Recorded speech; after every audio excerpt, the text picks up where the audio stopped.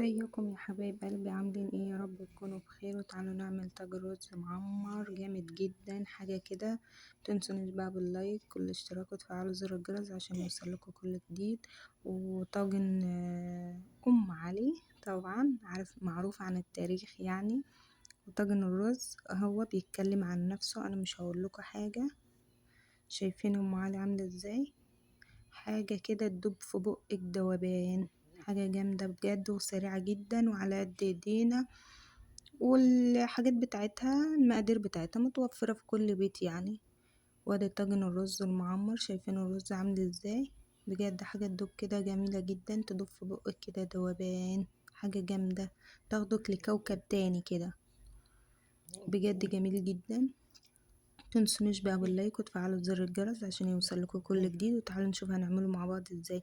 اول حاجة جبت المقادير بتاعتي، جبت الطواجن بتاعتي، وجبت الرز بتاعي. هنا برضو بقول لكم ما تنسونوش باللايك والاشتراك. جبت المقادير وبقول لكم هنعمل رقاق ناشف بالشكل ده. ومعايا الرز بتاعي، انا جبت هنا 3 كاسات، 3 كوبايات كده من الرز. غسلتهم كويس وصفيتهم من المية بتاعتهم. حطيتهم في الطاجن بتاعي بالشكل ده زي ما انتوا شايفين.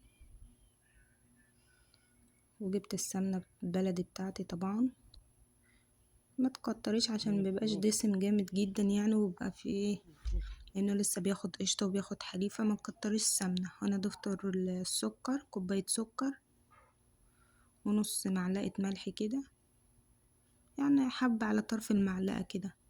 دلكي بقى، ادعكي كده الرز بالزبدة. ادعكي ضحكة حلوة كده جامد كده. خلي الرز ياخد يتقلب مع السمنة كويس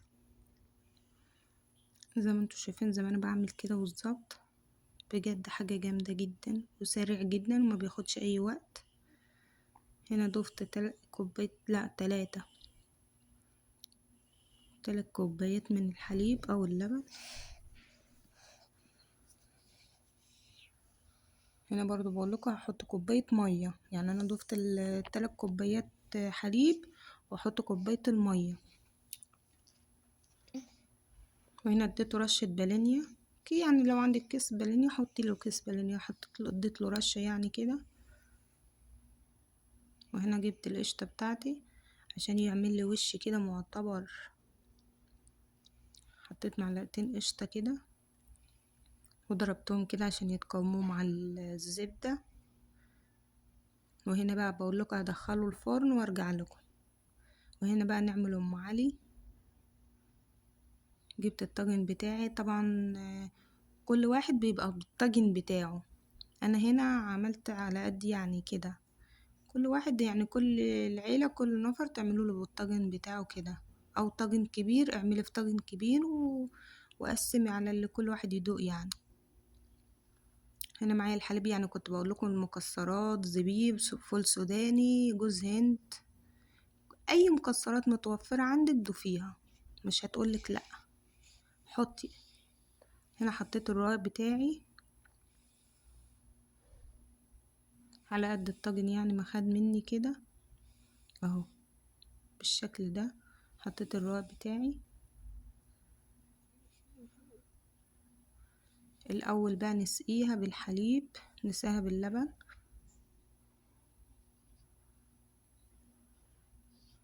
انا جبت الحليب بتاعي حطيته في الكوبايه زي ما انتوا شايفين بالشكل ده.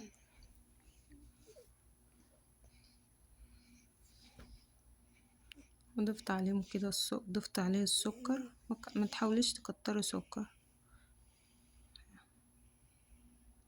انا حطيت حوالي 3 معالق كده من السكر، قلبتهم مع الحليب كويس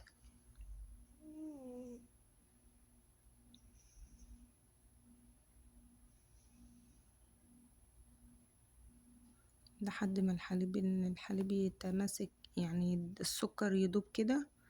انزل عليهم بالشكل ده. حسيت ان هو برضو محتاج شوية كمان، يعني ان هو برضو محتاج شوية كمان.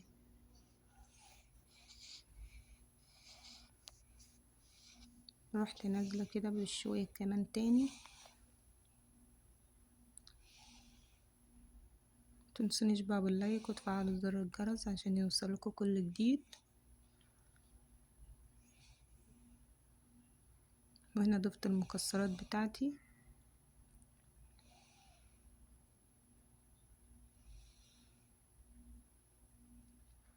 وهنا حطيت حبة فانيليا كده رشة صغيرة جدا.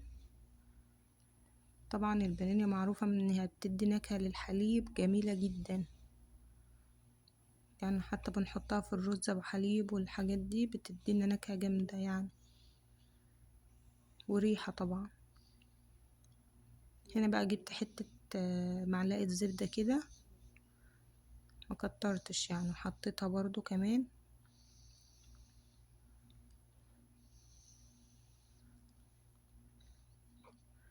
وحطيت بقى القشطة بتاعتي بالشكل ده. دخليه بقى الفرن وبالهنا والشفا، وحاجة جامدة جميلة وحاجة سريعة وسهلة جدا وعلى قد ايدينا، بأبسط حاجة ممكن تفرح بيتك يعني وولادك بأبسط حاجة. الرقاق الناشف يا جماعة لما بيرقد ما بيجرالهوش اي حاجة، حاولي بس تحفظيه في اي كيس كده وحطيه في المطبخ او حاجة، مبيجرالهوش اي حاجة يعني، حطيتيه على رخامة المطبخ حطيتيه ما بيجرالوش اي حاجة. هنا بقولك حاولي ان انت تمسحي القشطة ديت بتاعت الطروف ديت عشان ما تتحرقش منك، عشان لو اتحرقت هتعملك طبعا ريحة وحشة وكده. فانا بعد انا سبتكم وبعد كده رحت جبت منديل ومسحتها ودخلته بقى الفرن. وباي.